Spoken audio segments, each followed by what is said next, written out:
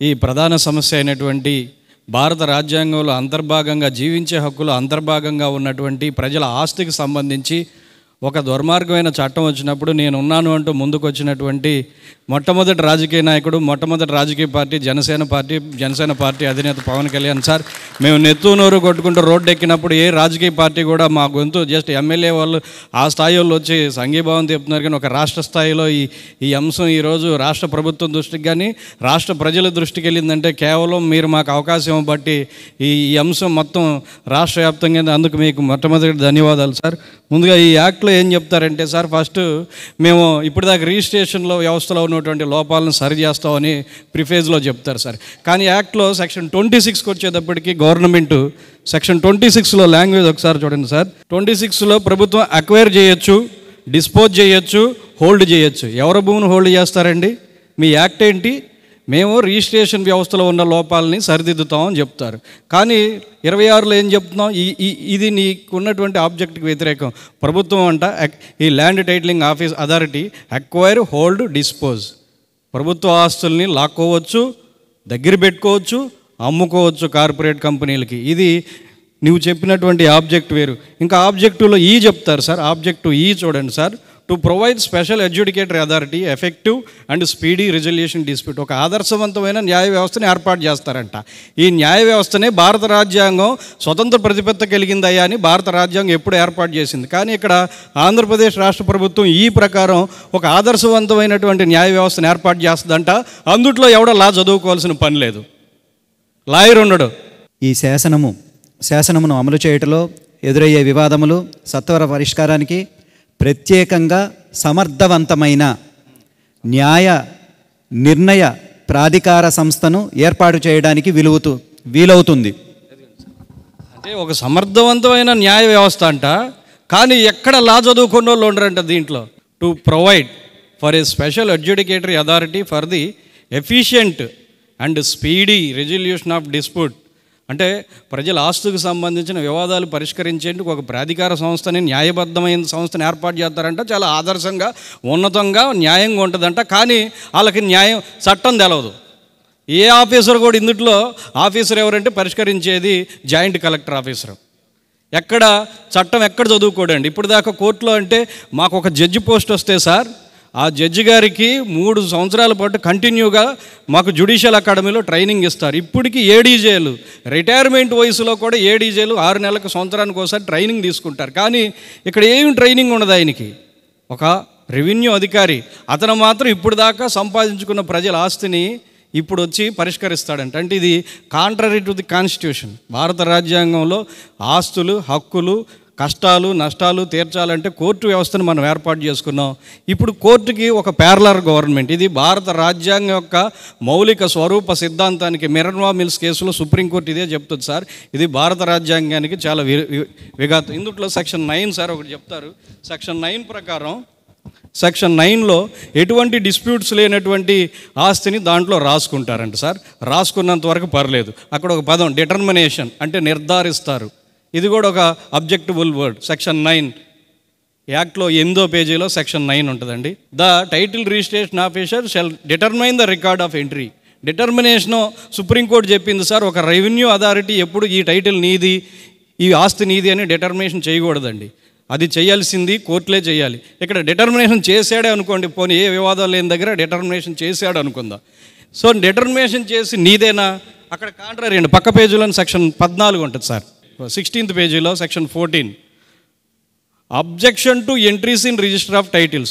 ఈ 9 అనేదండి అబ్జెక్షన్ లేనిది. ఆ 9 ప్రకారం ఎంట్రీ చేసుకున్న దాంట్లో ఎవరన్నా ఒక దారిని పోయే దానయ్య, అదే కోర్టుకి అనుకోండి సార్, నేను ఈ జనసేన పార్టీ ఆఫీసుని వివాదం చేయాలనుకుంటే సోముకృష్ణమూర్తి గారు లాయర్ దగ్గరికి వెళ్ళి ఈ భూమి ఎంతైతే సర్టిఫికేట్ తెచ్చుకొని వాల్యూ, దాని ప్రకారం కోర్టుకు ఫీజు కట్టి లాయర్ని పెట్టుకొని వివాదం చేయాలండి. ఇక్కడ ఏం లేదు, దారిని పోయే దానయ్య చిత్తు కాగితం మీద, చెత్త కాగితం మీద తీసుకెళ్ళి ఇది పవన్ కళ్యాణ్ గారి భూమి కాదు నాది అంటే కనుక మీకు దీని మీద హక్కు కోల్పోతారు. ఎప్పటికి తేల్చుకోవాలో తెలియదు. అంటే ప్రజల ఆస్తి ఏమైపోద్దంటే త్రిశంకు స్వర్గంలో అయిపోద్ది. ఈ సెక్షన్ 9లో రాసినటువంటి క్లియర్ టైటిల్కి సెక్షన్ 4లో వివాదం చేయడానికి 2 సంవత్సరాలు టైం పెట్టారు సార్. 2 సంవత్సరాల లోపు క్లియర్గా ఉన్న టైటిల్లో ఏ దారిని పోయే దానయ్య రాయి వేసినా వివాదాల్లో పడిపోద్ది. మరి 2 సంవత్సరాల పాటు ఆంధ్రప్రదేశ్లో ప్రజలు ఆస్తి అంటే కేవలం రైతులదే కాదండి, భూమికి సంబంధించిన ప్రతి భూమి అంటే కాలువ కట్టిన కొండ ప్రాంతాల్లో నిరుపేదలు సెంటు భూమి అరసెంటు భూమిలో ఉన్నటువంటి పేదలు ఎవరైనా కానీ దాని మీద ఒక రాయి పడిందంటే ఇక అంతే సంగతి అతనికి. అంటే 2 సంవత్సరాలు పోనీ అమ్ముకోవాలా అమ్ముకోకూడదా, పిల్లల పెళ్ళిళ్ళకి అమ్ముకోవాలి, పిల్లల చదువులకు అమ్ముకోవాలి, ఆరోగ్యం బాగోకపోతే అమ్ముకోవాలి అంటే 2 సంవత్సరాలు భారత రాజ్యాంగం ఇచ్చినటువంటి చట్టబద్ధమైన హక్కు ఆర్టికల్ 300A ఉంది. State of Haryana versus Mukesh Kumar అనే జడ్జిమెంట్లో భూమి హక్కు అనేది కేవలం రాజ్యాంగబద్ధమైన హక్కే కాదు, ఇది మానవ హక్కు. ఆర్టికల్ 21 ప్రకారం రైట్ టు లైఫ్లో అంతర్భాగంగా ఉంది అని చెప్పిన ఈ హక్కు ఆంధ్రప్రదేశ్ రాష్ట్రంలో ఈ ల్యాండ్ టైటిలింగ్ యాక్ట్ ద్వారా సందిగ్ధంలో పడిపోద్ది సార్, రద్దు అయిపోద్ది. ఇది రాజ్యాంగబద్ధమైన హక్కు రద్దయిపోయే అవకాశం ఉంది ఈ ల్యాండ్ టైటిలింగ్ యాక్ట్ ద్వారా. సెక్షన్ 17కి హైకోర్టుకి వెళ్ళడానికి కూడా అప్పీల్ ఇవ్వలేదు, రివిజన్ మాత్రమే ఇచ్చారు. నీతి ఆయోగాలు కొంత నీతిగానే హైకోర్టుకి అప్పీల్ ఇచ్చారు, ఇక్కడ దాన్ని తీసేసి 17లో రివిజన్ ఇచ్చారండి. ఇది ప్రజలకు న్యాయాన్ని దూరం చేయడం. ఇంకా సెక్షన్ 18 సార్, 18 అయితే దారుణం. సెక్షన్ 18 సబ్ క్లాస్ 4 11వ పేజీలో ఉంటుందండి. Compulsory intimation of civil suits and అప్పీల్స్లో ఈ పక్కన పేజీలో 11వ పేజీలో ఉంటుంది. 4, 5లో ఒకవేళ ఈ ఆంధ్రప్రదేశ్ రాష్ట్రంలో ఎంత దారుణం అంటే సార్, కోర్టులు పనిచేయాలా లేదా అనేది ఈ సెక్షన్ 18 నిర్ధారించుద్దండి. ఇప్పుడు దాకా భారతదేశంలో కాదు, బ్రిటిష్ వాళ్ళు కూడా పని చేయలేదు సార్. బ్రిటిష్ వాళ్ళు కూడా 1803కి చిన్న రెవెన్యూ ఫంక్షన్స్ ఏమైనా ఉంటే, కాదయ్యా మనం ఎవిడెన్స్ యాక్ట్ రాసుకున్నాము, సిపిసి 1908లో రాసుకున్నాం కాబట్టి రెవెన్యూ అథారిటీస్ మీరు ఆస్తులు ఒకవేళ పన్ను కట్టకపోతే జప్తు చేసే అధికారం కూడా మీకు లేదని కోర్టులు పెట్టారు బ్రిటిష్ వాళ్ళు కూడా. కానీ ఆంధ్రప్రదేశ్ గవర్నమెంట్ ఏం చేస్తుందంటే రాజ్యాంగం కల్పించిన రాజ్యాంగం ద్వారా ఏర్పడిన కోర్టు అంటే మామూలు జూనియర్ సివిల్ కోర్టు కాదు సార్, సుప్రీంకోర్టు దాకా రాశారు. దాంట్లో సుప్రీంకోర్టు దాకా కూడా ఇతను ఒక సర్టిఫికేట్ ఇస్తాడు, అయ్యా నా సంబంధించిన పలానా కేసు కోర్టులో ఉందని. ఆ సర్టిఫికేట్ వెళ్ళి తీసుకొస్తేనే ఉన్నతమైన సుప్రీంకోర్టులో చీఫ్ జస్టిస్ గారు కూడా ఈ కేసు చేయాలి, లేకపోతే ఈ కేసు ఆటోమేటిక్గా స్టే అయిపోద్ది, ల్యాప్స్ అయిపోద్ది.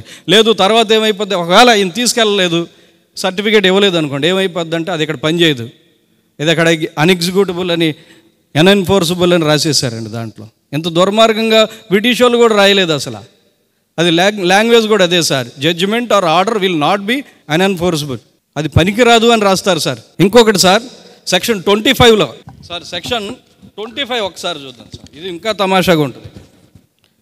పేజ్ నెంబర్ 14లో సెక్షన్ 25లో 25 కింద చెప్తారు సార్, ఇక్కడ సక్సెషన్ సర్టిఫికేట్ ఇవ్వడం గురించి చెప్తా. కింద para substantive dispute existing in receipt of succession deceased, చచ్చిపోయినప్పుడు ఈ ఆస్తికి అన్న తమ్ముడా ఎవరు అని తేల్చాల్సి వస్తేనంట, that land titling officer shall not grant succession but refer the matter relevant civil court. అక్కడ చిన్న సక్సెషన్ అంటే ఫ్యామిలీ మెంబర్ సర్టిఫికేట్ లాంటి సార్, ఈజీగా అర్థం.